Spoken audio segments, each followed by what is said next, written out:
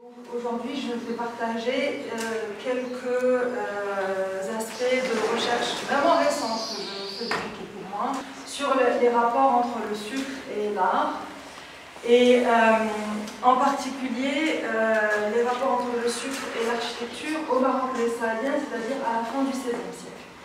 Je vais essayer de faire une lecture comparative, sinon croisée, de deux espaces que généralement on n'étudie pas ensemble ou auxquels on ne pense pas forcément à associer ensemble. Donc d'un côté vous avez un palais, donc un palais saadien que les touristes visitent, qui se trouve à Marrakech, et c'est un plaisir de partager ce travail ici parce que vous êtes familiers de ces monuments et de leurs éléments. Je vais parler du palais, mais ce que j'ai vraiment envie de faire, c'est de parler du palais tout en parlant d'usines, de fabriques de sucre qui ont été créées ou en tout cas développées en même temps, mais dans des régions différentes. C'est-à-dire ce que je vais essayer de montrer, de suggérer, on va dire, parce que comme je disais tout à l'heure de recherche récente, ce que je vais essayer de suggérer, c'est qu'il n'y a pas de palais sans sucre et qu'il n'y a pas de sucre sans palais, de même qu'il n'y a pas de maître sans esclaves et pas d'esclaves sans maître. Cette opposition est nécessaire à l'existence de cette polarité. Alors, le palais que vous voyez ici, ou ce qu'il en reste, a été construit entre 1578 et 1594 par ce fameux sultan saadien, Mansour Bey. Donc c'est Qasr Bey situé à Marrakech. Ce palais aujourd'hui, il est en ruine, mais il était censé être plutôt somptueux. Alors je vais essayer de faire une courte description dans cette première partie de la présentation, où je vais essayer de reconstituer l'apparence originale de ce palais. Alors, comment on peut faire une chose pareille quand on n'a plus que des ruines? Vous avez vu qu'on peut retrouver ces éléments éparpillés dans d'autres espaces au Maroc. On a aussi des sources écrites. Donc, ce qui est assez fascinant avec ce palais, c'est que la poésie a été écrite au moment de sa construction pour parler de ce palais et qu'il écrit ce palais. Les sources historiques hagiographiques aussi qui décrivent la dynastie des Saadiens aussi décrivent ce palais. Et ce qui est aussi intéressant, c'est qu'on a des sources visuelles. Alors si on peut lire des dizaines et dizaines de pages de descriptions qui ont un peu la même teneur, et pour faire un résumé, je dirais que ces descriptions, généralement, elles mettent l'accent sur trois aspects. D'abord, l'utilisation de matériaux coûteux et de matériaux qui sont importés, comme le marbre et l'or, qui sont tous deux très importants ici. Le deuxième point important, comme vous pouvez le voir ici, c'est l'eau. L'eau joue un élément central dans l'esthétique, dans le programme esthétique de ce monument. Et le troisième élément important, c'est le fait que c'est l'effet esthétique de ce palais, qui est que le palais avait pour fonction de susciter un effet d'admiration, d'émerveillement, de ravissement, d'enchantement, etc. Ce que j'avais annoncé au début de cette présentation, c'est que le palais c'est une chose, et en général on l'étudie de façon autonome, comme objet esthétique, clos, fini,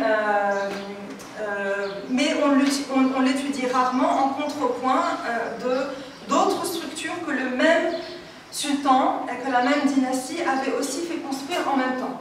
Donc en même temps que ce palais qui s'élève, ce palais que les poètes, sur lesquels le poète écrive, que les ambassadeurs et les prêtres portugais, etc., visitent, qui fait couler tant d'encre, que les gens représentent dans des peintures, etc. En même temps que ce palais est construit, les Saadiens ont développé la production du sucre, et en particulier dans cette région du Souss, dans laquelle nous nous trouvons aujourd'hui. C'est-à-dire, alors ça c'est la deuxième partie de ma présentation.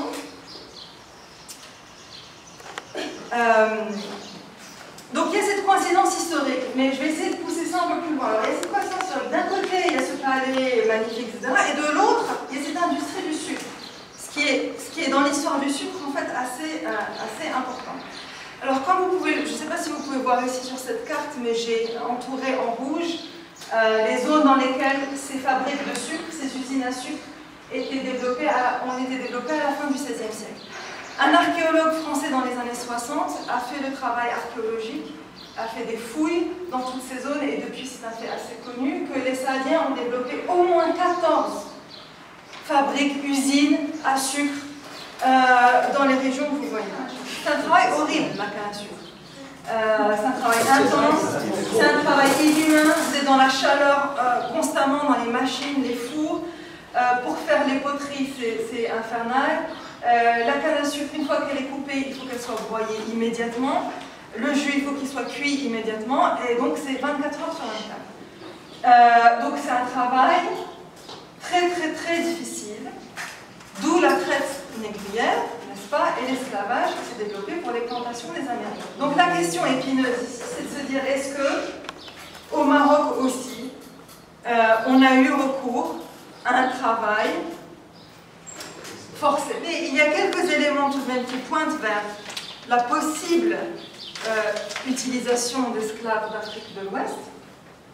D'abord, parce qu'on sait que les esclaves noirs étaient déjà utilisés en Égypte pour faire de la canne à sucre. Et certaines sources, mais les chercheurs vous diront qu'elles sont trop tardives pour pouvoir conclure quoi que ce soit là-dessus, mais il y a des sources au XVIIIe siècle marocaines qui disent que l'invasion, vous savez que Ahmed Mansour avait envahi l'Afrique de l'Ouest en même temps. Donc encore une fois, là c'est un autre élément qui nous dit qu'il y avait un intérêt pour, pas vraiment la conquête de cette région, mais en général on dit que c'était pour amener l'ordre, d'où son nom Mansour al-Débit. Mais il y a certaines sources qui disent que 20 000 esclaves auraient été rapportés de cette expédition qui a eu lieu en 1591. On a d'autres sources qui décrivent un petit peu l'ambiance de travail. Ce sont des sources portugaises et espagnoles qui décrivent le travail dans les usines et qui disent que chaque sucrerie nécessitait à peu près 2000 personnes. Donc si vous pensez 14 sucreries, 2000 personnes par sucrerie, 20 000 esclaves, ça commence à coller un peu. Je veux pas tirer des conclusions, mais je vous donne juste les éléments qui sont sur la table. Et le troisième élément que Paul Berthier a décrit, c'est le fait que dans ces usines à sucre, dans ces sites archéologiques, on trouve souvent, et ça c'est la toponymie qui nous le dit, c'est-à-dire la façon dont les lieux sont nommés, des indications que des esclaves vivaient là, ou ont vécu là. Bon, alors je vais conclure rapidement pourquoi sucre et architecture. Alors, comme j'ai déjà dit, il y a un élément causal, puisque le sucre a servi à financer l'architecture. Et que le palais, en quelque sorte, c'est la version sublimée de l'usine à sucre. Donc vous avez centre, vous avez périphérie, vous avez palais, vous avez usine. Et le palais, c'est la version sublimée. Donc vous avez un peu ces deux qui sont liés comme des jumeaux, mais l'un est le miroir défendant de l'autre. Ou plutôt, on pourrait dire que l'usine, c'est l'élément qui est réprimé par l'architecture, parce que l'usine est là, dans la structure, dans le financement, dans l'histoire du palais, mais l'usine, elle est aussi sublimée, elle est aussi dépassée, elle est aussi transcendée par l'architecture. Je ne sais pas si vous connaissez Kara Walker. C'est une artiste africaine-américaine qui réfléchit sur cette question du sucre et de l'esclavage, et qui est une artiste contemporaine. Et je voulais finir en vous montrant cette image de son installation. Je ne sais pas si vous voyez... Donc, elle a construit cette sculpture en utilisant, vous pouvez deviner, du sucre. Elle a utilisé, je vais vous dire, 40 tonnes de sucre blanc pour construire cette sculpture qui représente une femme africaine-américaine, descendante d'esclaves. Et vous voyez les enfants qui font le travail de porter le sucre, ils sont faits en mélasse, c'est-à-dire ce qu'on rejette dans la production de ce sucre blanc. Vous avez la question encore de la couleur et la question raciale. Et cette installation, elle a été installée dans une ancienne usine à sucre à New York, à Brooklyn. Et l'idée est assez incroyable parce que les visiteurs ne sont pas seulement invités à regarder, mais ils sont invités à manger la sculpture. Donc quand vous rentrez, vous marchez dans cette usine, vous vous approchez de cette sculpture qui représente cette femme descendante d'esclaves, en esclave africaine, américaine, au sucre, et vous la mangez. Et je voudrais aussi dire que le sucre, à cette époque-là. Oui, il y a cet aspect addictif du sucre qu'elle veut peut-être dénoncer, mais c'est aussi le lien entre le sucre et l'esclavage. Et l'idée que quand vous mangez du sucre, vous êtes partie de cette histoire de l'esclavage. Et donc là, vous avez l'art qui est détourné cette fois-ci. Donc l'art, c'est le sucre. L'art, c'est ce qu'on mange pour s'oublier, c'est un supplément, ça fait plaisir, c'est bon, etc. Mais derrière l'art, il y a aussi l'usine. Derrière le sucre, il y a aussi l'esclavage. Et donc, il y a ce rapport dialectique, encore une fois, de l'art et du sucre qui est dénoncé ici par cette structure. Merci.